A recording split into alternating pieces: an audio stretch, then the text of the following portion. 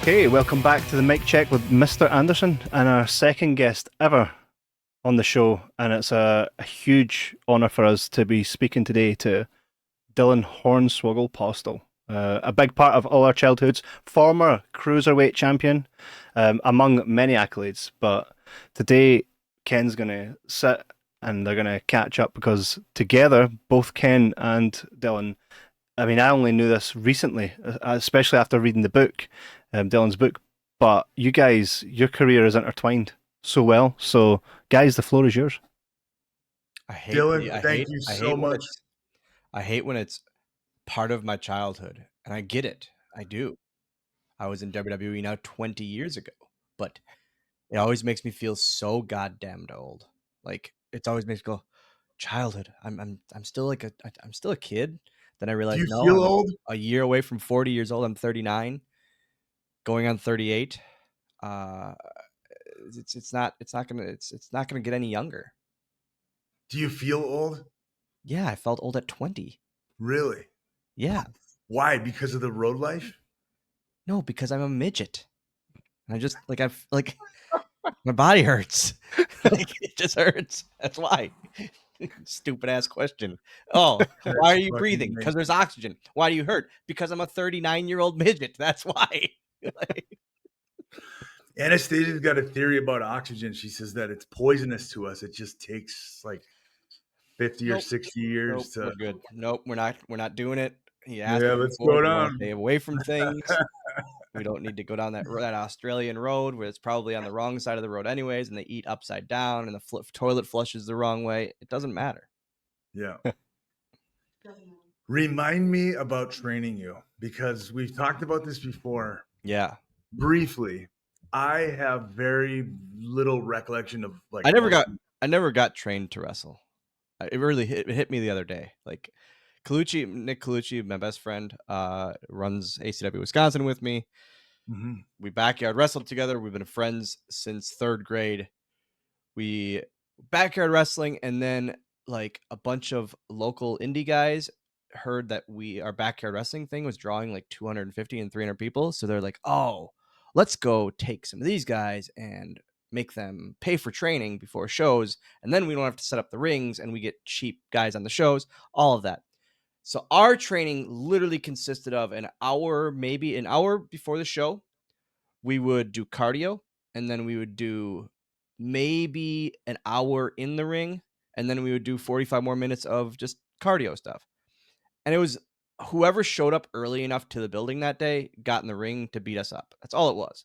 And so that's why I say to this day, I was never formally trained, and it kind of reflected on me the other day. I was like, oh, yeah, I never really went through a school. And so now, like running the school that I run and like you running yours, it's like, oh man, these guys have it really, really nice, and they're actually getting formally trained. This is how it should have been. But no, you, along with the local guys, Jay Cash and Shane Hills, were like the 3 main ones that were always there early before the shows and would bump us around and would train us. And you guys you trained the hell out of us. But it was never like we went through a class and then we were graduated like we do now. We went through like a month and a half of learning things, but because we backyarded and we did it pretty on a serious basis and we're decent, we were okay to be on shows. And then once we were on shows, it was like, okay, you guys are done. Great. That was it. That's all it was. But I remember saying to you guys, like, I don't want to be trained as a midget wrestler. I don't want to bite asses and do the stupid ass rough spots and all of that stuff. I just don't want to do it. And that's not, I want to be a short cruiserweight. And you guys trained me as that. You had me doing suplexes and stuff off the top and body slams and arm drags and hip tosses and literally everything under the sun. And I was like, man, it's exactly what I wanted. And now at 39 years old, because my body hurts, I love doing the ass bites and the bullshit. Sure, right. Not taking bumps. I literally, just because the other day I realized I haven't taken a regular suplex since 2006. I might have had a couple drinks in me. And I texted one of my students. I said, hey, when we go to class tomorrow, I want you to give me a regular suplex. And he goes, why? I go, I want to see if I can do it.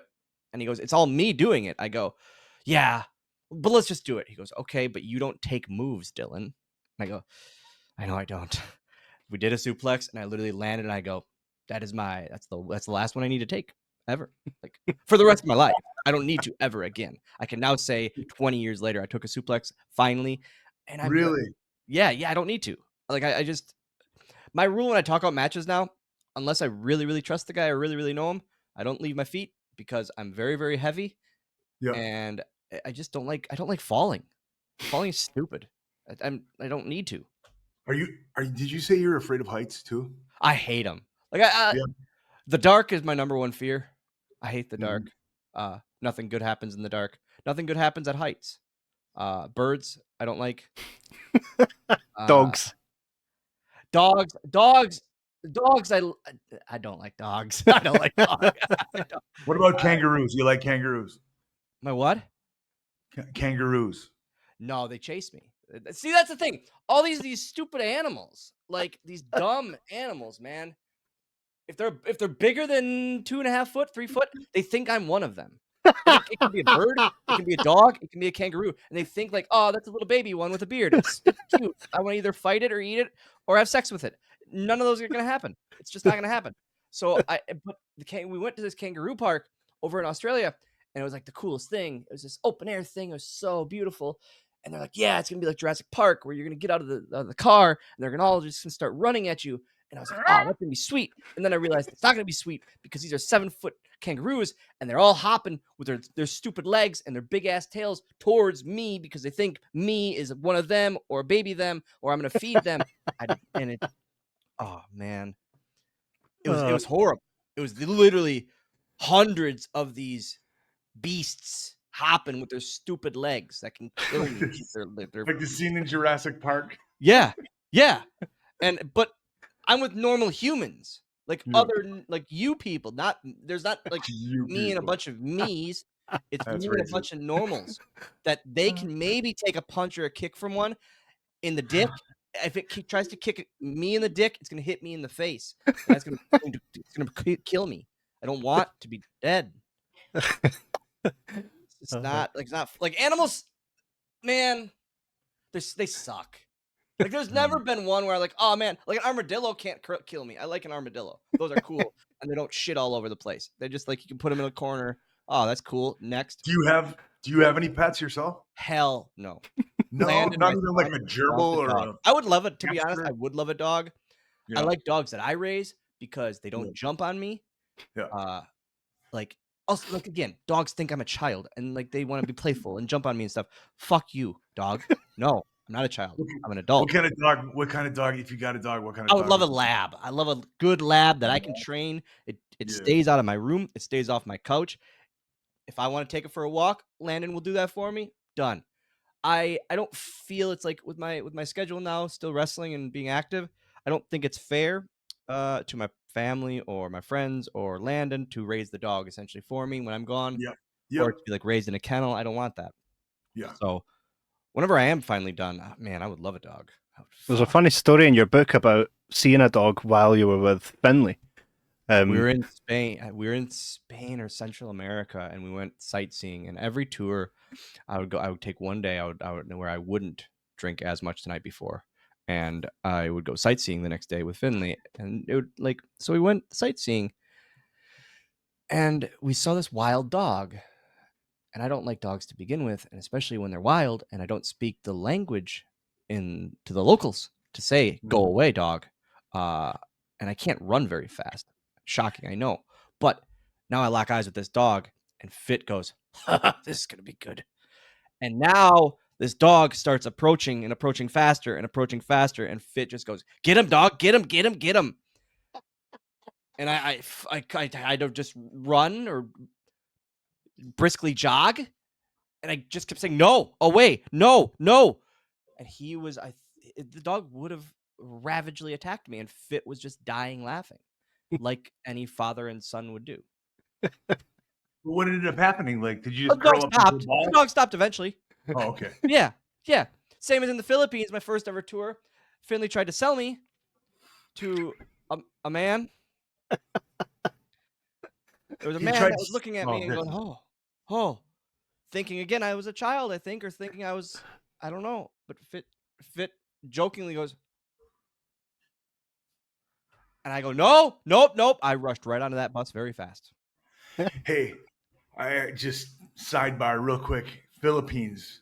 I remember going into a bar with you Yeah. and everybody else that was on this tour. We went into a bar and everybody there is wrestling fans. We came in and Batista walks in and Orton walks in and I walked in and there was like a audible shift in the room's chemistry. And then Dylan Hornswoggle walks in and it was like fucking Beatlemania. This was my You first ever tour. you recall this This pop? was my first ever tour. It was me.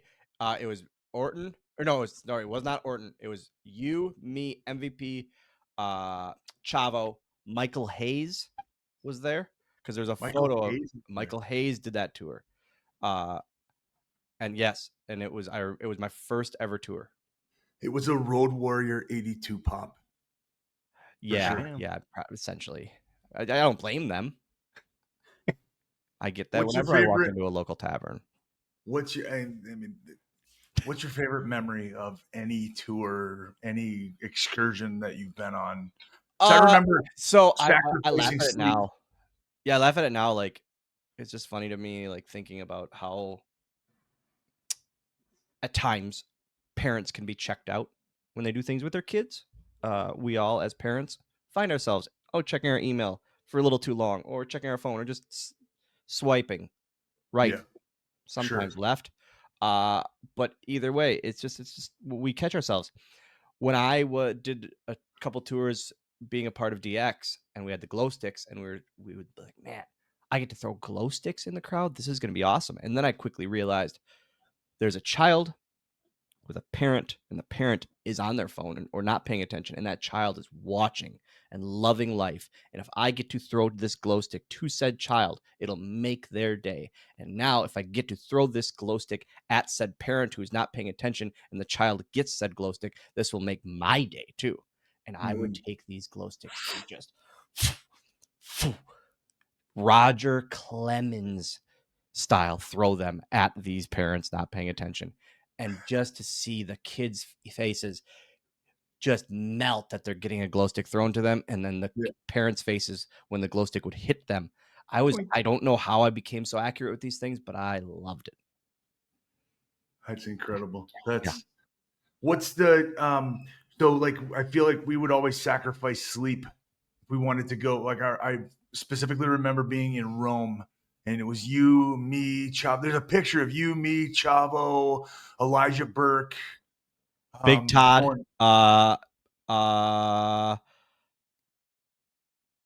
Hurricane, I think, went to that one too. Yeah, there's Matt Hardy was at that one too. Yes. So do you still have that picture? yeah, it's in my photo album. Yep. Please send it to me because Yes, like 100%. I've been looking for that. Yeah. There are ones like that where I often think but like I said with the dog story, where one day at tour, I would always go, all right, you're going to get up and at least see something. Like that's what you have to do. And it wasn't even like with WWE, but when I was filming Muppets Most Wanted, we filmed over in London, and I was over there for a month and a half, and I was like, man, I got to do the London stuff. At least once during this, I have to do the London stuff. I never have in all my times over here. And so I did the walking tour with the headphones of London. I was like, man, I'm glad I did it because I get to finally see what I should have seen this whole time of these. Probably my 7th time over there by now, which a kid from Wisconsin saying they've been to England that many times is insane enough. But yeah, it's that. I remember we took a bunch of us in Sydney took the boat all the way down past the Opera House and that was a really, really cool group trip. Yeah, but yeah, it's just I think I'm very, very grateful that I did that I didn't just like miss everything, like skip everything.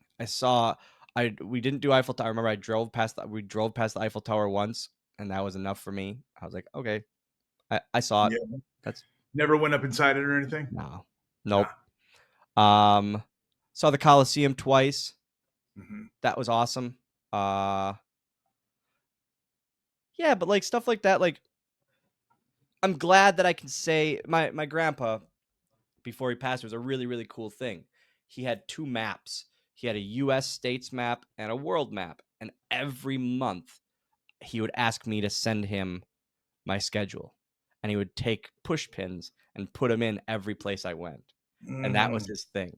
So like then even when he went from this house that I live in now to his apartment and then to his assisted living, he had these with him all the time. And it was like his thing where he would just mark out where I was. And then So seeing cool. like after he passed away, seeing those, it was like, oh man. Then it kind of hit me. I was like, I've been quite a few spots. Like this is pretty awesome. It doesn't hit you until you visually see it. Anywhere you've not been that you wanted to go? Japan and Like Hawaii are my last 2. you've never been to Japan with No, WWE? uh, never. We were Fit and I were on 2 tours, and then we always got like switched. Okay, instead of Japan, you're gonna do the Australia one, or instead of Japan, you're gonna do Central America. It's like, God damn it, I just want to do it. And then Hawaii is my last state I ever have to wrestle in. I've done every state otherwise. Mm. You can't have any states by now.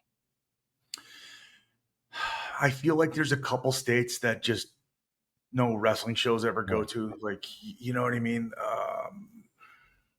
But I've yeah, done, none off the top of my head that I can think of. yeah, because And I've never been to Africa. And Africa's the only Antarctica obviously, but Africa's the Yeah, only continent I haven't wrestled in either. yeah. I wrestled in Japan. I've always wanted to wrestle like in a Japanese promotion, like a New Japan. Yeah. I wrestled for the WWE in Japan, and I remember being super nervous going into it because Yeah. like I don't wrestle this style. Yep. I'm expecting the Yep. the total silence and then the golf clap. And Jericho and I worked each other in the opener, and I remember we were just like we'll call it in the ring, we'll feel him, Yeah. knowing no idea what to expect. And I remember he put me in a headlock, and I turned away from the referee, and I slowly reached up and I grabbed him by the back of the hair and I pulled his hair, right, and the whole crowd went boo. And then he like cinched it, and Yeah. we did that like 4 or 5 times. I was laughing in the I couldn't believe how easy, How it worked. just how Yeah. easy it was, you know. They were popping for reversals and stuff like that. And Yeah, I never got that's like one of those things where I say to this day, like, if I ever get a chance to do Japan, I'm okay quitting the next week and being completely done. yeah, that's it, right? Being done. I'm okay with that. Yeah, yeah, But also I also think in my mind, like, if it doesn't happen, I'm okay with that too. yep, Like yep. I've done enough. I'm okay. You've had a good run. Yeah. You've had a Yeah. hell of a run, Had a man. heck of a run. Had a heck of a Literally. run. 1 second. From Dreamer calling me, or I don't remember if it was a call or if it was in person saying, "Do you know any little people wrestlers?" Yeah, because they were trying out little people for Finley's thing, and I remember like even hearing they tried out Jesse from Jesse and Festus. He's not one of my people. He's just a small Right. human. Like he's just a small human. I And remember there being like a 5 foot, guy that was like he was very short, but yeah, like not yeah, little. he and then you called Mike Mercury, who called me, Mm-hmm. and about extra work, and then about trying out for the fit part too. Talk a little bit about like there's something you talk about in your book, and I completely forgot about it. You got your bag stolen. Like, was it the first? Yeah, it was my First second ever couple tour. It weeks? wasn't the Philippines tour, it was an overseas tour, South America, I think. And my back no, this was a regular Lupa house shows. It was just in the U.S., right? Regular Lupa house shows. I always had a backpack with me. I had my gear bag, and then I always had like a backpack, and I was like synonymous for it because it had a laptop, a PSP, a DVD player, DVDs, like just and my backpack of entertainment, I called it. because I got bored. I just got bored easy on the road. I never went to the gym. Shocking, I know. But it's one of those things where I always had that, and it got stolen out of the locker room, and I was months on the like 2 months on the road maybe. So there was a lot of shit out of there to get stolen. Yeah. Like not making a ton of money for being on the road, compared to some. But then I remember Batista, you and I remember Batista said that it was you and he and you that put it together. Maybe it was just him. Who knows? But Batista walked up to me with a new backpack and a whole bunch of new shit. It was a new PSP, new DVD player, DVDs, games, all that. And he goes, here you go. And literally just threw it at me. I go, whoa, this is like the craziest thing ever. It shouldn't like completely unexpected, and like I don't Yeah. know. And I think about it, man. I think about it, and it's finally like hit me the last couple years where that was the end, like toward the end of the hazing period. The assholes finally were done being assholes. Like Mhm. reality. Did you ever get hazed? Do you feel Oh, like that's you what got I'm saying. Like, I'm so thankful and grateful that I think people were afraid of fit, and B did view me as a child. Like, who knows? But it was one of the two because I never got it. And I should have been target A. In all reality, I should have been the target that they could have targeted for anything. But I think it was, and I think I expected it. Like I was like, oh man, I know because Yeah. you hear the horror stories. You see Did the you horror see? stories. Have you seen anything? I didn't know. I remember seeing Miz get kicked out of the locker room for eating over Scott Armstrong's bag. I remember that, but that was it. The wrestler court I never was a part of. My 2 flights that got canceled in the beginning was 2 wrestler court flights, and Yeah. I never got to see wrestler court. But in reality, looking back, like, man, that shit's so stupid now. Like looking back at it, it's so dumb. And I even talked to Bradshaw about it, and I said, like, looking back, it's just dumb, right? And he goes, yeah, of course it is. But we're bored. We're just bored. Like like essentially that's what it is. And it's what was made better from that situation? Nothing. No one grew from that situation. Like even the guys that got, kicking Miz out didn't teach him anything. I don't like that kind of stuff. Like hazing these guys, it's the same as a bully in high school. They're not the guy that's being bullied isn't learning anything, and the bully. But rewinding now, I was so good at dealing, and I have been all the time, like dealing with bullies that I've never dealt with it. I've never. Mhm. I'm so weirdly lucky. Like in high school too, I was never bullied or schooly growing up. I should have been target A, but I was always the first one to laugh at myself and make fun of myself. That I truly think with that, once you take the reaction from the bully, they don't have anything. And that's what I kind of teach my kid. And like when I would do the Be a Star things, talking to kids with WWE and that, once you take that away, they have nothing. Like they don't have any ammo, and now they're looking like an asshole, and they don't Yeah. want to look like an asshole. They want to look cool. But once they look like an asshole, they don't like that. Were you there? I believe Miz got kicked out more than once. There was the thing about the chicken, and then there was another time where we were. I want to say we were in Italy, and Chris Benoit.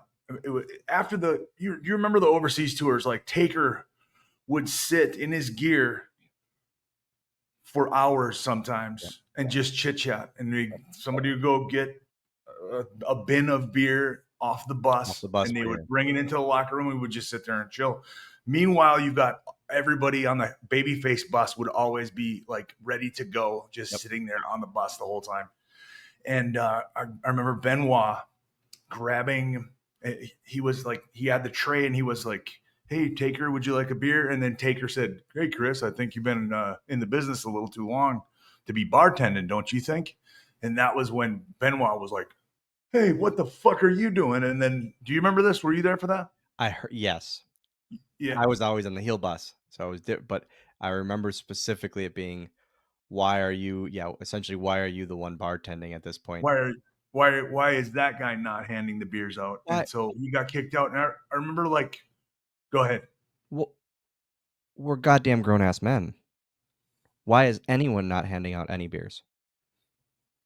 Like, Just grab a fucking beer yourself, right? correct. Or when I go to the bar here, if I leave my table and I go up to the bar to grab a drink, I go, hey, anybody want one? And it can be to my parents, it can be to my son, it can be to when I go out with students, I go, hey guys, anyone want one? Mm-hmm. That's why, like, also nowadays, I'm a weirdo, and it might be the wrong way to think. When students that are coming up, like local indie students, and they're hopping and they're asking to get hopped in with guys that established in that, like let's say this guy's been wrestling for 5 years on local show or on indie shows, and this guy is a month in. Mm-hmm. Why is the month in the one driving and paying for gas, and this guy's the one getting paid?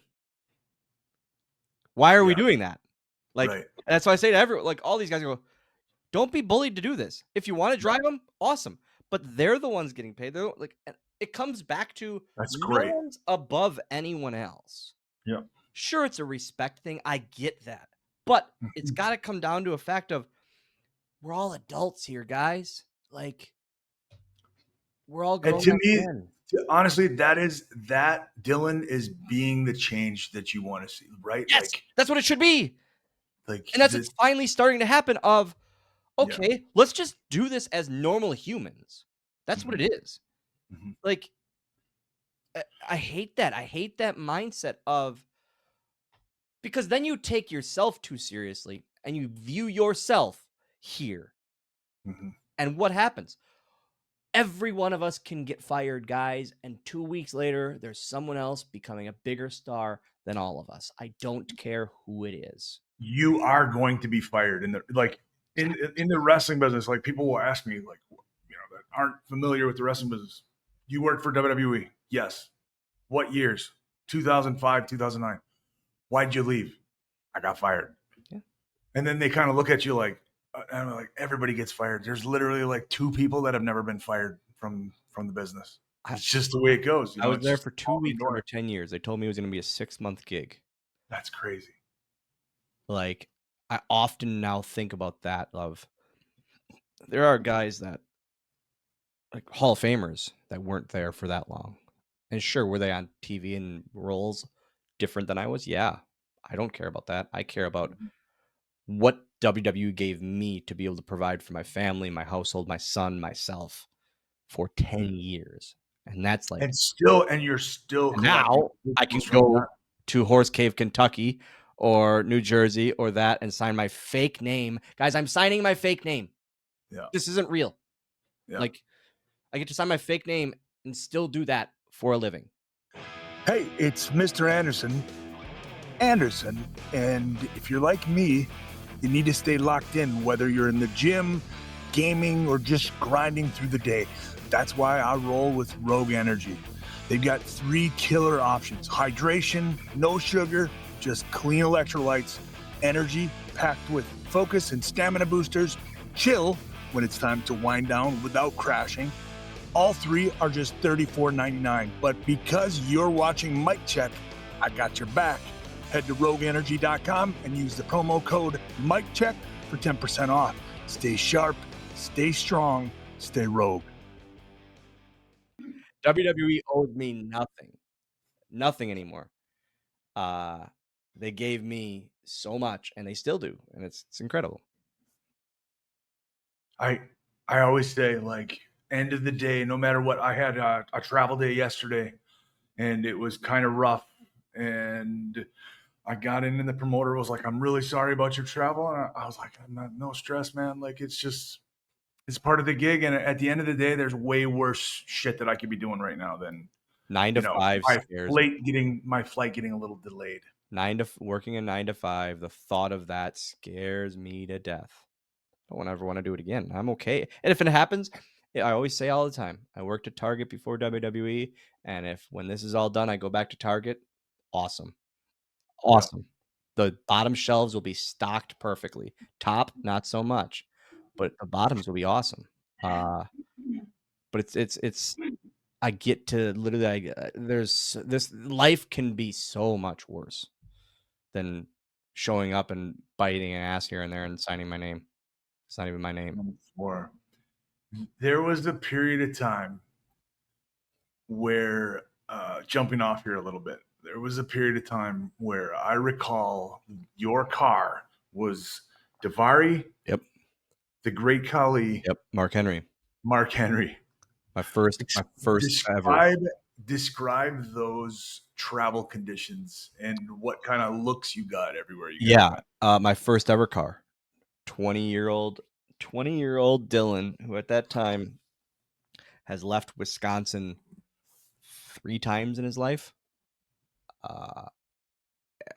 Howard Finkel, which also is mind blowing, calls me, Dylan. You're going to be doing you're going to be added to the live events or the house shows. Your traveling partners are going to be Sean Davari, who you know from Independence. I was like, I've been around Davari twice. I don't really know him, but okay. The Great Khali, and I go, oh shit. And he goes, and Mark Henry. I go, here we go. The circus is starting. And it was literally that. Davari always drove. Then I always sat behind Khali, who sat in the front seat. Mark Henry always sat behind Davari. Davari always drove. I couldn't reach the pedals, so they thought. I didn't drive. Mark Henry just didn't drive. And Khali, You never smartened him up? You never smartened him up to the idea that you could drive? Hell no. Hell no. I never brought up once. I could push the seat up, guys. Nope, not gonna happen. Khali, at that time, he just got really like hired and on the road, being taken care of.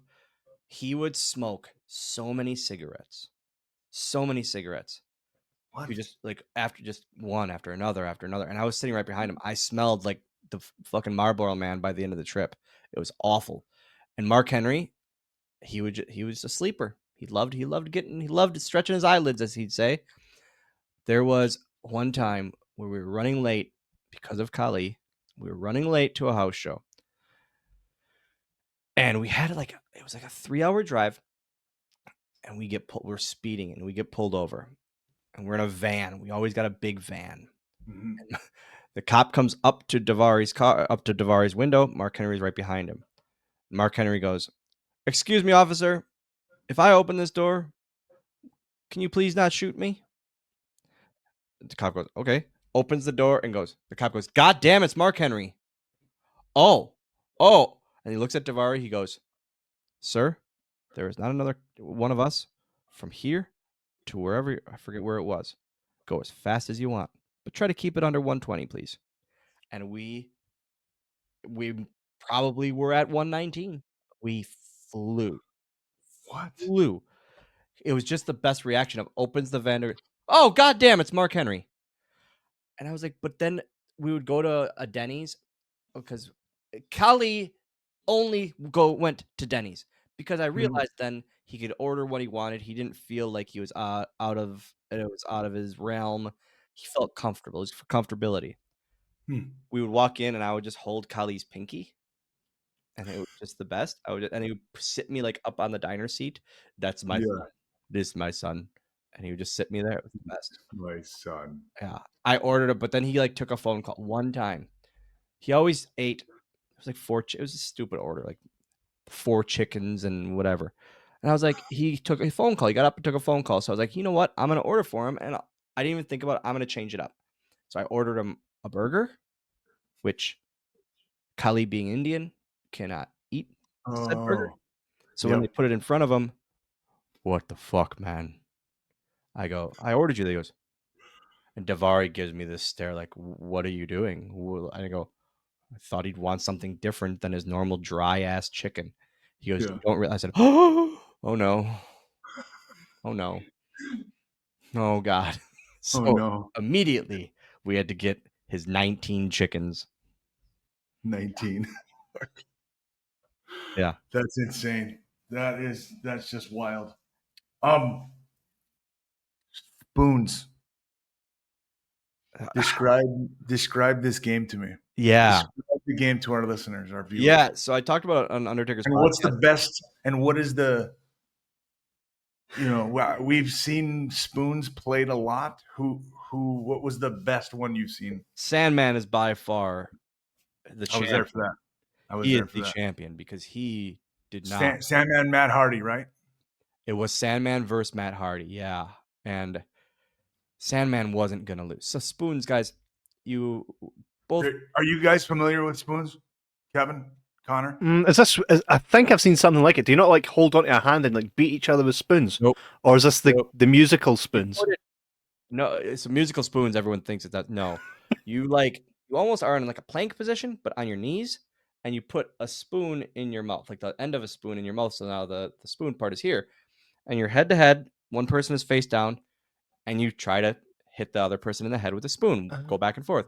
Obviously, as you guys know, you can't get any velocity behind this.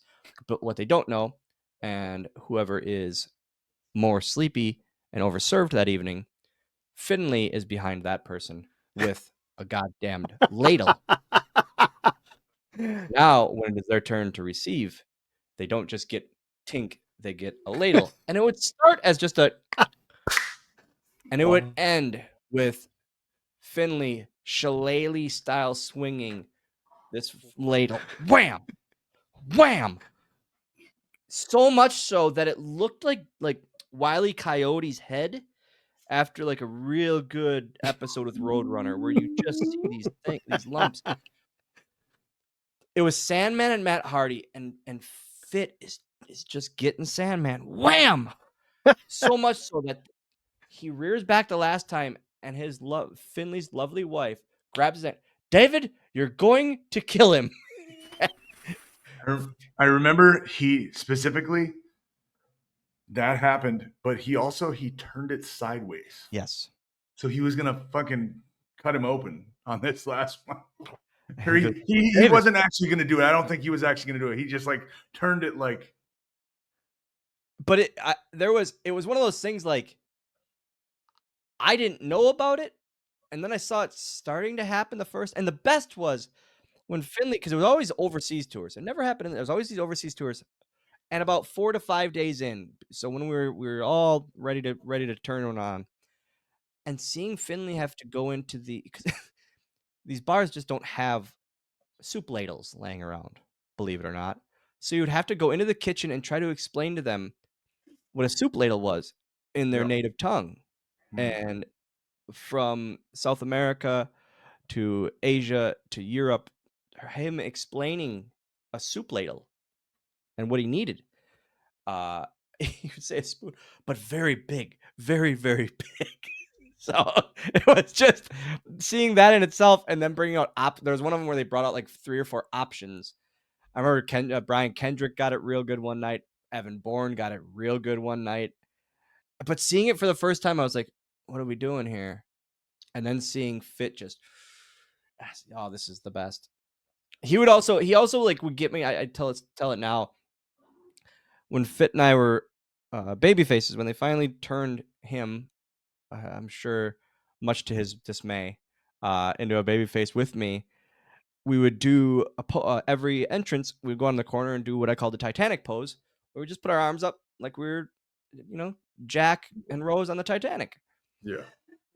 What I didn't expect was Fit would have the shillelagh in his hand, and every time he would get down, I would be in front of him, and he would clonk me on the back of the head every time. So every time I would then go here, but I only would put one hand. So I would just wave, and he goes, "That's not how we do it." And I'd go, "I don't give a shit." And he'd go, "You have to do it right." I go, "I don't want to." And so we're literally just talking while on the turnbuckle. And so he would then hold my hand out just to quickly put his back in so he could still get me. You would feel him behind, and I couldn't get down because he's literally behind me like the Titanic. And it was just things like that is where I really like reflect on the father-son relationship he and I had. I to this day I text him every Father's Day, Happy Father's Day, And That's cool. it's stuff like that where it's really and it was like an instant bond too. It was an instant like I don't know, he just always looked out for me in his weird fit ways. Like it was great. And then Yeah. like seeing his kids from babies grow up to what they are now in New Japan and in NXT and AEW. Yeah. It's awesome. It's crazy to see. My dream goal is like a weird six man of like me and his two kids. Just a fun six man of all Fit's kids. I bet you he could still go. Fit Yeah. 100. He coaches at the PC. He's Yeah. doing great. Yeah, 100% can. I'd love to see that. Like literally like one final match Yeah, with his kid, yeah, you know. Let's talk a little bit about our moment at WrestleMania. yeah. It's the most talked about thing ever. It's like it's literally like it's either man, how about your daddy Vince? And I was like, oh, redacted. Okay, Mm. can't really talk about that, but I can. Uh, or man, that WrestleMania thing that was just crazy. I said, yes, yeah. And like looking back, I talk about it all the time now. Like, I don't think we thought it was gonna be as big as it was. We thought like this is gonna be cool, but Mhm. we didn't think, man, this is for sure gonna make the highlight reel and the DVD insert and all of that. And like I it's still it's the coolest thing ever. Like in all reality, you talk about how that mania is like so meaningful for you because it's the first mania and like you and Punk on the top of the ladder just joking back and forth.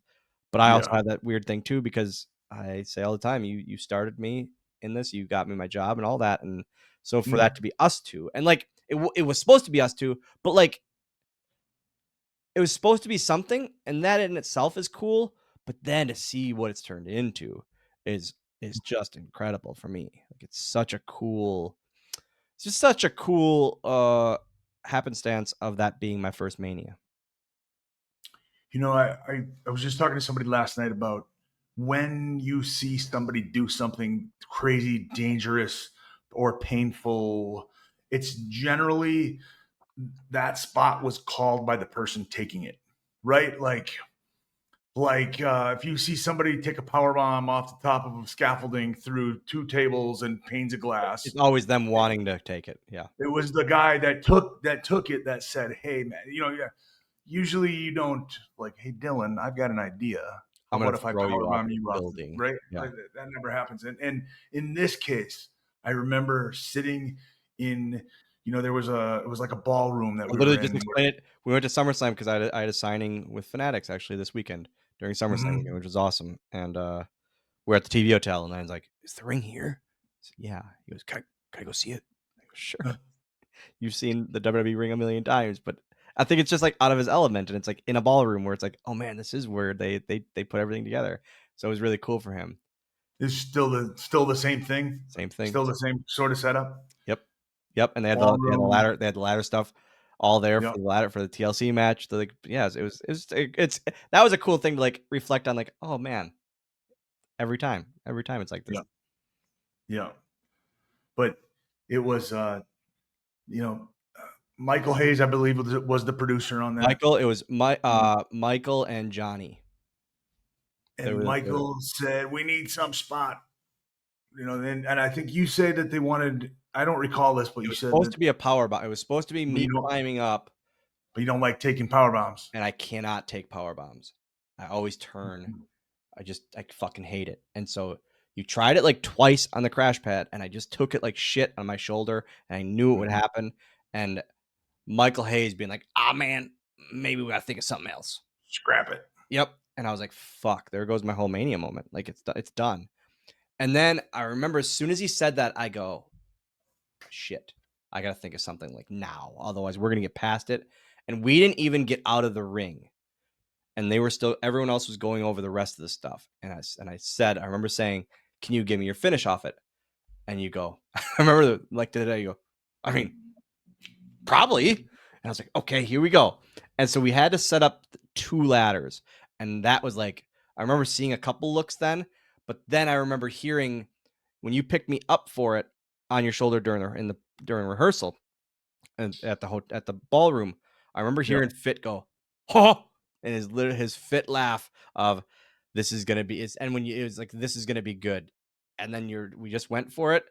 Yeah. Everyone thought I was dead, and that's exactly what we both wanted. And Yeah. yeah. Yeah.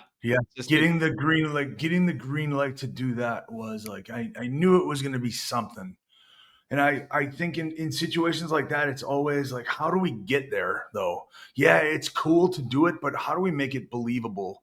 Which a lot of times is the hardest part of putting matches together for me anyways, because I always look at it as like, okay, we want this to be simulated combat and we want people to like realistically suspend their disbelief. yeah, Right? and again, I don't like heights, but I knew I had to get up high on that goddamn ladder, and then climbing the ladder at the ballroom was one thing, but like in the stadium, I remember we did the lift just in the stadium.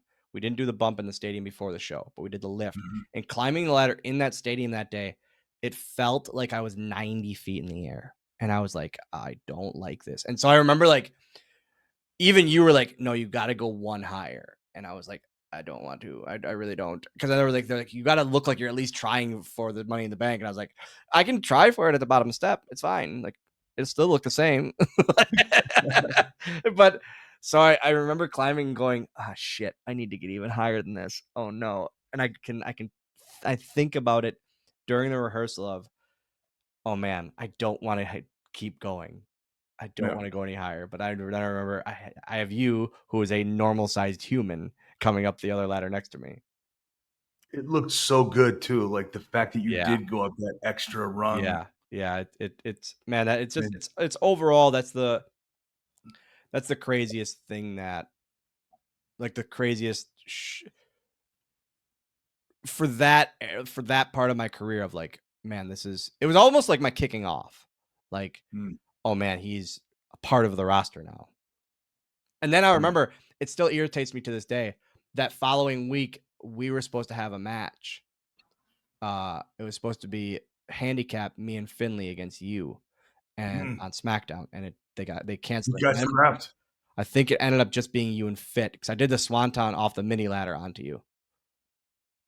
But yeah, I vaguely remember that. it was supposed to be like I was like, oh man, I get to actually have a match. This is gonna be great. Yeah. Yeah, I remember that. Was that one of those things where like it got scrapped in the moment, or did it get scrapped earlier in the day? It Like, got promoted as that even. yeah. And yeah, got even promoted as that, and then it just didn't happen because later that day it's just because then it ended up being you and Fit singles.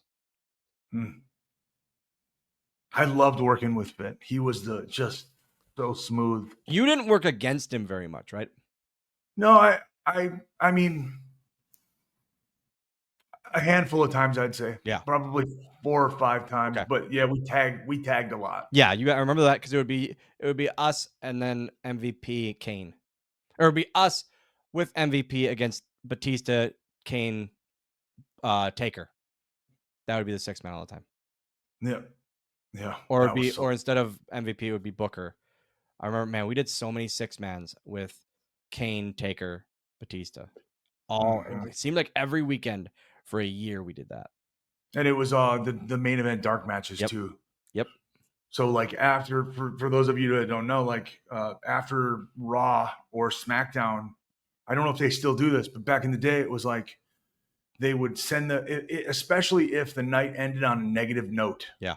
If Raw went off the air with a negative, then we got to send the people home happy. So then they would send out it would be like a house show match where you could actually interact with the crowd a lot more. And oftentimes we would just call that stuff on the fly. We had no idea.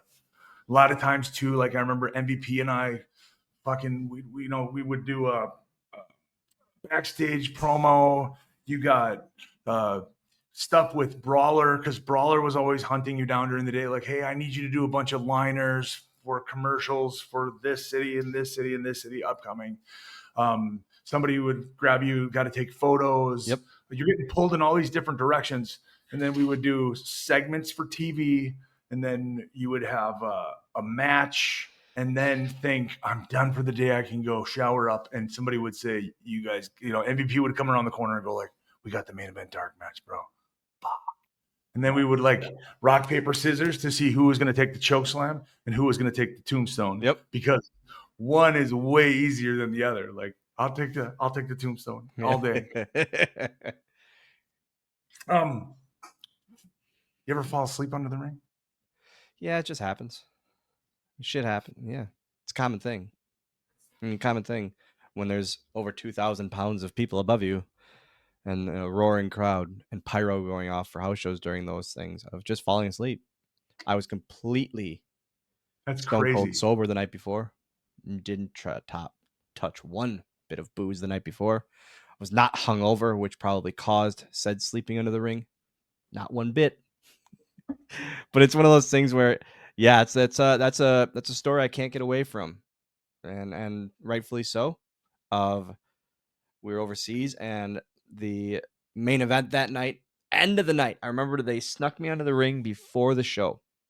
Before the show happened, there was pyro on that house show. There were 7 matches, and all of that. I fell asleep, and the match was the Great Finlay, the Great Khali, and Big Daddy V versus Batista, Kane, and Oh The my Undertaker. God.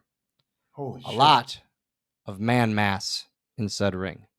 Yeah. Time comes and the spot. We've done it all tour. Ref is turned. Finlay hits Undertaker with a shillelagh. Bang. He's going out. Gets Little Dill. Little Dill gets thrown in the ring. Hey, I'm going to get this Undertaker. Sits up. Chokes me. Little choke slam. Or just throws me to the side. Whatever. Yeah. That night, big shillelagh shot. Bang. Crowd is going bonkers. Flips up the apron. Crowd is going even more bonkers. No Dylan. Still no Dylan. Still no Dylan.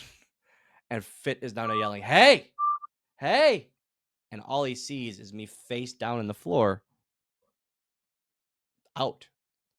He thought in his mind, the ring hit me somehow and knocked me out. Knocked you out. So he now goes, whack. And I go, hey.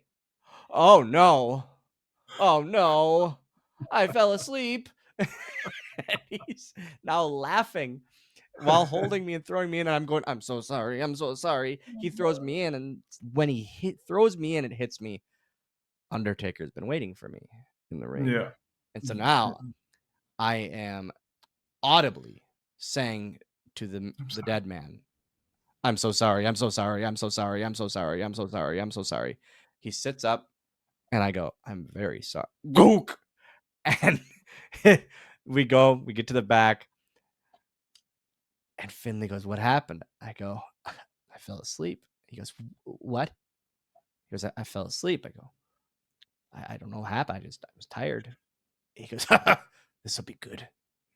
And that was their same reaction. Everyone who came to the back, Batista or Big Daddy V was the next. What happened? Where were you? Sleeping. Oh, this will be good. From them to Batista to Kane. Yeah. Everybody. Oh, this will be good. I am waiting for the Undertaker behind the curtain. I said, I'm very, very sorry for making you wait like that. He goes, what happened? I said, I fell asleep, sir. He goes, you what? I said, I was sleeping. And he goes, under the ring? I go, yes. And he does his eye roll, but it's not, like I said, it's not a good, like, oh yeah, buy my merch. This is what I do. Eye roll. It's a, what the fuck is wrong with this kid eye roll? He walks off and I go, I've had a good run in these 3 months I've been here. This has been good. It's probably done now. It's good. I then realize the only way to make this better is a giant bottle of Jack Daniels. Uh-huh. Yeah. So I get the runners to get me a giant bottle of Jack Daniels. I bring it to him on the babyface bus when I'm on the heel bus at that time because we're bad guys and wrestling is real. Yeah. I then go, here, I'm really, really sorry. I don't know what happened. And he goes, well, I can't drink this alone. And I go, literally said this. I go, yeah, I know. Everyone on the bus can have it. It's fine. I wasn't realizing what he was saying to me. But I was like, he goes, no, here. And I go, and then I realize I'm 20 years old. I don't drink Jack Daniels. This is not going to end well. Oh, no. I stayed on that bus and we drank. Oh, no. And it was awesome. It was awesome. It was the best. And like, I hate to ever be like, oh yeah, me and him are buddies. No, we were always very good acquaintances. Yeah. Chimmel turned into a very close friend. Tony Chimmel turned into a best friend of mine. And I would play cards with him constantly. And then when Undertaker saw 20-year-old Dylan just starting to learn how to play cards, he vulture swooped in and I would play cards with him. And man, there was nothing better but worse than when I would beat the Undertaker in cards. It was the coolest thing ever. And then also the scariest thing ever because I beat the Undertaker in cards. And then he never ended up losing and paying because he would just keep going until he broke even. And I definitely never got paid by the Undertaker for cards because he would just go, all right, let's go again. Just because he couldn't end up losing. What did you guys play? Because I saw you. I remember seeing we one-on-one. It was gin, and then the 4-way game was Beale Street, which was like spades. You would play that on the planes, right? Yeah, like on the planes, on the buses, in the trainer room. Yep. There were so many times where Undertaker would get right to the house show, and he would go to the trainer room with Larry, and no one could get anything from Larry, the trainer, that day because he would just be playing cards instead of trainering. Yeah, right. That's fantastic. Yeah. This episode of Mic Check with Mr. Anderson is brought to you by EMEET, creators of the world's first dual camera AI PTZ 4K webcam, the EMEET PIXY. Whether you're podcasting, streaming, or jumping into high-stakes meetings, the EMEET PIXY delivers crystal clear 4K video, smart auto framing, and dual angle flexibility, making you look sharp from every angle. We use the PIXY ourselves, and it's become an essential part of our setup here on Mic Check. Want to support the show, upgrade your content? Just click the EMEET link in the description and get started today. EMEET PIXY. See the difference. Support the show. Stay sharp.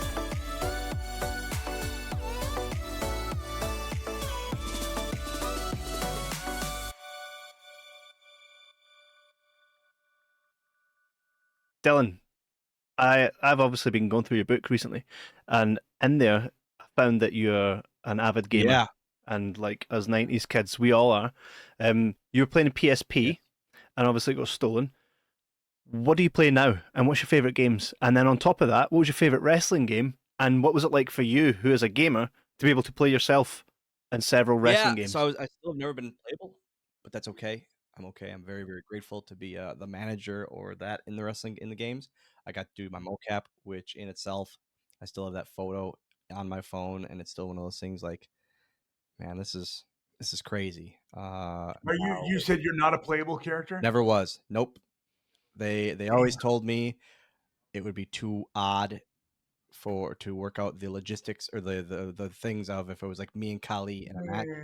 I said, come on, man, it's a fucking video game. It's a game. It's a game. Rey Mysterio is like 4 inches taller than me. Let's be honest. Yeah. But it is what it's fine. You could play his head. You could play his head in WWF. Yeah, they put him on. They put shoulders and arms on. I remember that in Raw War. Now I'm a Call of Duty guy. Mainly all Call of Duty or Dead by Daylight. I like Dead by Daylight. Oh, Dead by Daylight. Yes. I hate horror movies. I hate anything horror. I will never play that game in the dark because it's too scary. I don't like it. But Call of Duty, and you know what? Like, it's a cool thing, man. I have a 15-year-old son, and if we're just on a relaxing Sunday, we'll go, hey, you want to get some rounds in?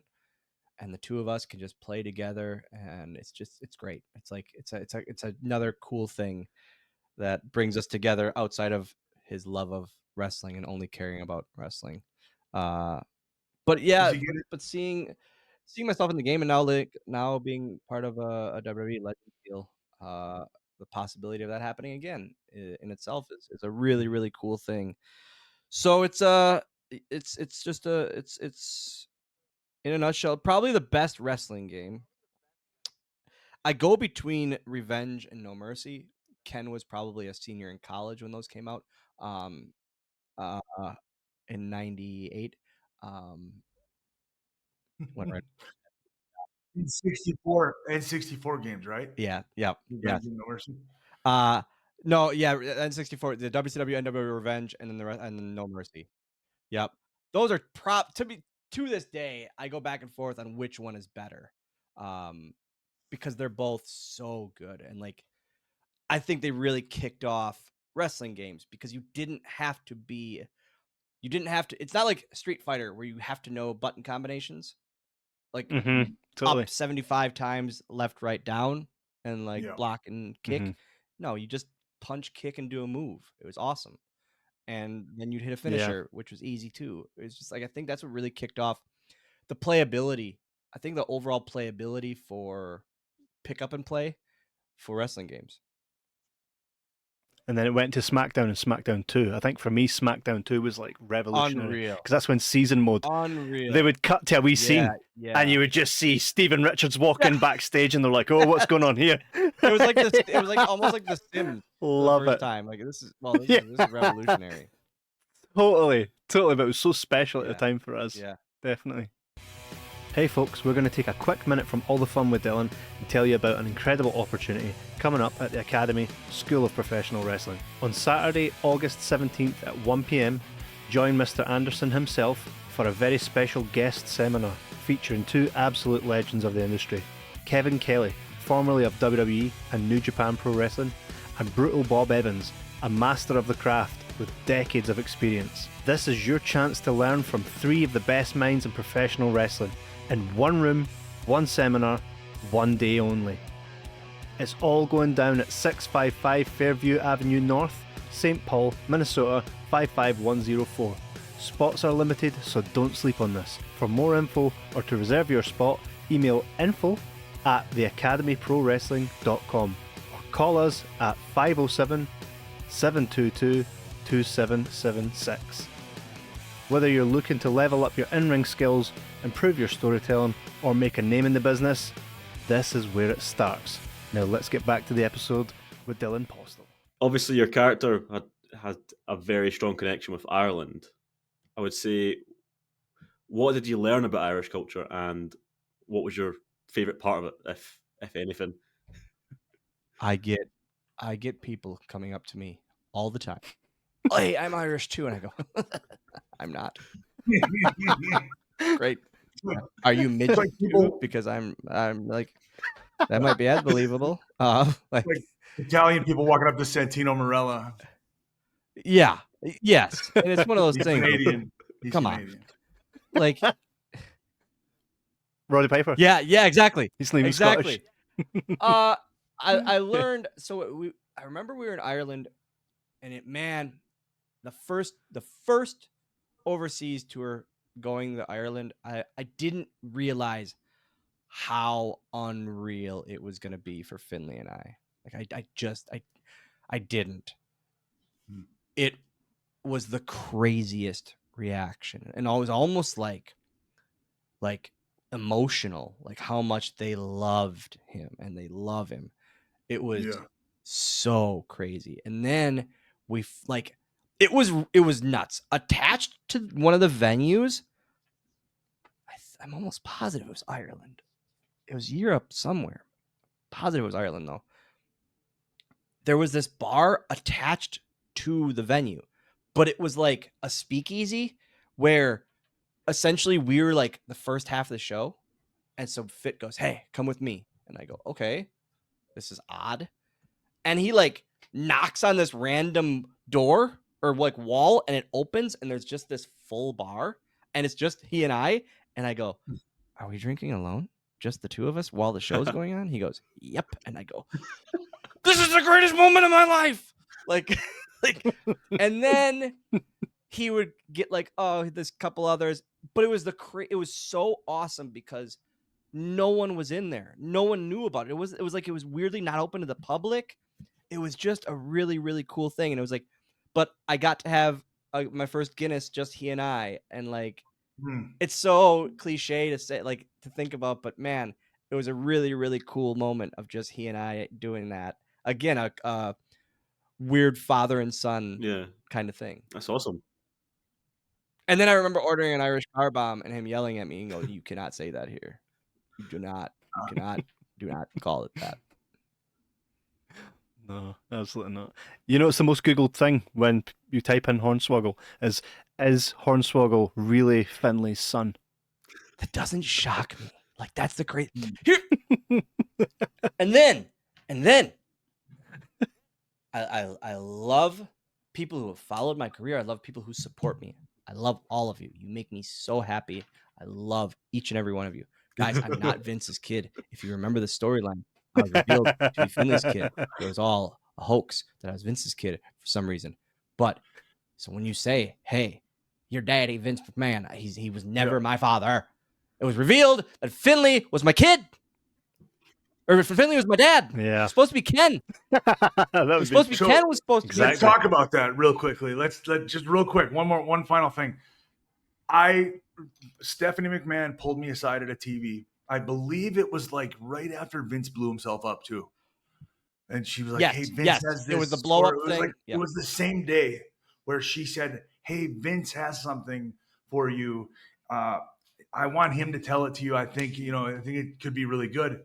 And I went into the room. It was Stephanie and Vince, and laid out this scenario: how I have a kid that's illegitimate, and we're gonna have a series of weekly investigations, and we're gonna determine that you're my son. And so then we set up for weeks and weeks. I want to say it was like a month and a half of like these backstage vignettes and things. And Vince at one point comes up and he talks to me. He's trying to get to the bottom of it. And I said something to him, and he stayed in position with the camera, and I walked away, and I fucking did the Vince McMahon walk, and literally, like, I've told this story before, how it was the week before the reveal. We're a week away from Green Bay, and we're going to do the reveal there. And it's down to you, me, and Sandman, because it was revealed that it was the person. I believe that was the final Triple three, H. right? And Triple H. It was a blonde wrestler, male champion. So I remember landing in Minneapolis. I got a car home, or I drove my car home, walked in my front door, and I got a call from Ann. Was it Ann from Johnny's secretary or whatever? And she said, "Hey, Vince needs to see you in Stamford. You need to go back to the airport. We're booking your flight as we speak. You need to go, and a car, and then the car will come pick you up. You're going to come here. You're going to meet with Vince." And I remember thinking, like, here we fucking go, peeps. This is it. This is the big time right now. And I did all this. I went back. I get there, and there were a bunch of other people there. And I remember asking somebody, like, what are you doing here? And, I don't know, but I don't think it's good. And then we went in, and I went in at some point, and Vince said, "We instituted the wellness policy on such and such a date, and it says that you received shipments of this, and this." And and then I had my explanation, wasn't good enough. He said, "Well, my hands are tied." And at the time, like, the media was fucking going crazy. Congress was going crazy. Like, Yep. the thing with baseball. And he said, "I have to do something about this. So I'm suspending you for 30 days, effective immediately." And then I'm like, in my head, I'm doing the math. I'm going, And then he goes, "And I'm fining you $10,000 also." I'd like to know where those fines go, but that's a topic for a different day. And then I literally just went home and started my 30 days. And And then explain to me, describe the call or however that transition happened from me to you. I didn't know. I literally was showing up to Green Bay TV that day to maybe go out for that rehearsal for the Vince's Kid thing. Yep. And I was like, oh man, okay, whatever. I have some friends coming, but I know I'm not on the show really. And so I don't have any family. I was going to go hang out after. And then I remember we were leaving that night for an overseas tour, like literally heading straight to the airport. So I wouldn't even see any of my family or friends at all. And so I'm walking out to rehearsal and Bruce Pritchard comes up to me and he goes, hey, you got a second? I go, yep. He goes, give me your phone and whatever else you have on you. I go, okay. And he goes, you're the son. And I go, fuck you. He goes, oh, okay. He goes, you're the son. He goes, you need to stay right here. And this was like right behind the stage, like in the middle of all the like the crates and the sound boom, the things and all that. He goes, you need to stay here. He goes, he's with one of the writers. He goes, tell him exactly where your gear bag is. I go, okay. He goes, when we're done with this rehearsal, you're going to sneak under the ring. We will get your gear under there with you. Stay off, or he goes, put the cans on, because I always had the headset on. He goes, put them on, but do not talk. I go, okay. Rehearsal happens. I slide under. They bring my gear under, put the cans on, and Vince comes on and he's like, hey, Dylan. And I was like, oh shit, do I answer him? Shit. He goes, Dylan? I go, yes, sir. He goes, just wanted to say, congratulations. This is going to be a lot of fun. And I was like, oh, fuck. Here we go. This is great. Like, yeah. Yep. And again, looking at that now, going, I had no idea that would be the biggest thing in my career. Like, that's the most talked about thing of my career, easily. Yeah. And I didn't think about it that day. But then following that is like in the 15th anniversary of Raw, I think about to this day of the first segment is like a McMahon family photo with me. There's 2 other segments during the show. I have a pose down with Hogan, and then the ending shot is me pouring beer on Vince. Like, it's crazy. It's really, really nuts. And like, yeah, it's one of those. Now I didn't, as we all do, we don't reflect on the stuff as it happens. That's why I try to tell my students now of like, take the photo. I don't care if anyone makes fun of you. Yeah. Take the photo, whether it's with your buddies backstage, whether it's with Bret Hart at a show or this guy at a show. Take the photo, because there's going to be a day where they pass away. And I now have a photo of me and Hulk Hogan in the middle of the ring posing. And I have a photo of my son and I and Hulk Hogan in backstage. And I have a photo of the Warrior and I have these photos. Yeah. And if I didn't take them because someone, oh, you fucking Mark, guess what? We all are, asshole. We all are fans. Otherwise, we wouldn't be doing this. We would be being lawyers or working at Target if we weren't fans of wrestling. That's why we do this. So why is it not okay or not cool to be a fan? You're an idiot. Like, I hate that shit. And so that's again, we talked about changing things in the now. That's one of those things I specifically change in the now. I take so many photos now with people, like with myself, just because I can get hit by a car tomorrow and this is done.